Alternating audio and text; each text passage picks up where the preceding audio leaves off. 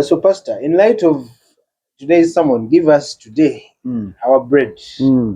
Basically, what we need for today, and only what we need, not even want or wish for. I'm reminded of Proverbs 13:22, which says, "A good man leaves an inheritance for his children's children." So, what should we do about accumulating for our children's children, especially as Christians? Does that mean we only live for today? We don't care about planning for the future, saving up, probably acquiring property, which you can pass on to the next generation? Can you clarify that? And Now, what does that inheritance really mean? Yes. And I like the last part of the question, but I hope that the Lord reminds me that eventually. But first of all, I would like to re-echo what the presentation and the sermon today was saying. It is about total dependence on God and not depending on any other thing. Okay? This whole idea of saving creates an attitude that you are living and depending on your savings. And that is the major problem with it. The act is right, isn't it? But the attitude that it nurtures is wrong. It is good and right, okay, to save, not for you. It is wrong to assume that you are safe and existing because of the savings. That's the whole idea. So as Christians, we need to nurture this attitude of faith and total dependence on God. We do not live by bread alone. That's what the text says, alone, okay? But also by the word of God. In other words, even without savings, okay, you can still live. You can still live. And now that brings me to your Proverbs in the wisdom writing. Yes. Proverbs 13:22, which says, "A good man leaves an inheritance to his children's children." Now, you need to look at that proverb carefully. The proverb does not say, because the many people that I've heard interpreting and using that verse use it materialistically. But the verse does not say that a rich man leaves an inheritance. Good man. It says what?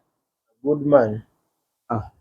It says a good man. Proverbs. Proverbs 13:20 what? 22.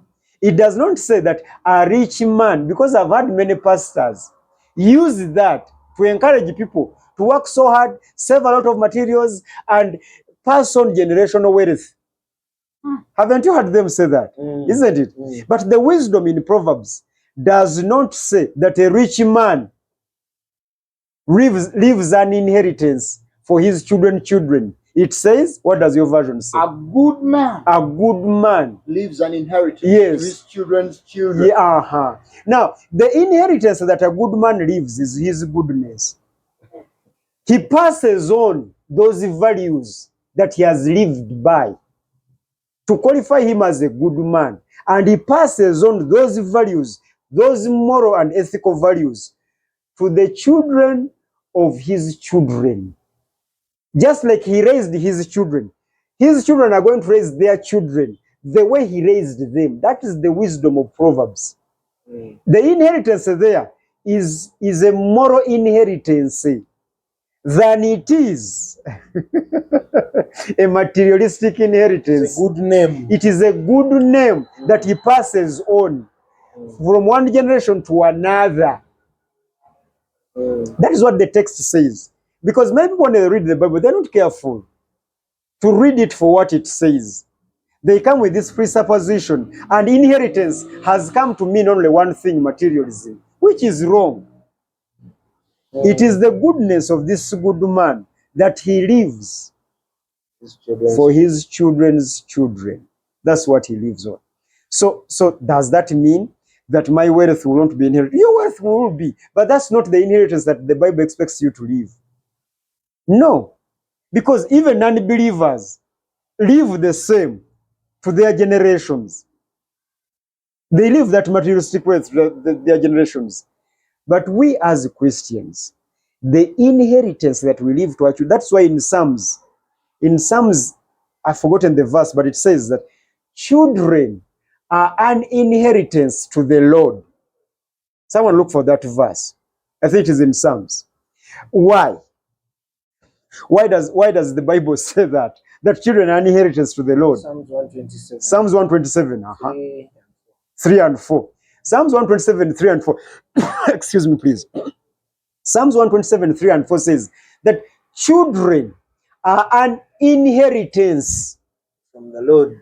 Okay. They are a reward from Him. They are a reward from Him. Why? Because the text is trying to say that the only thing you can worship God with in your absence is training your children to worship Him like you've been worshiping Him.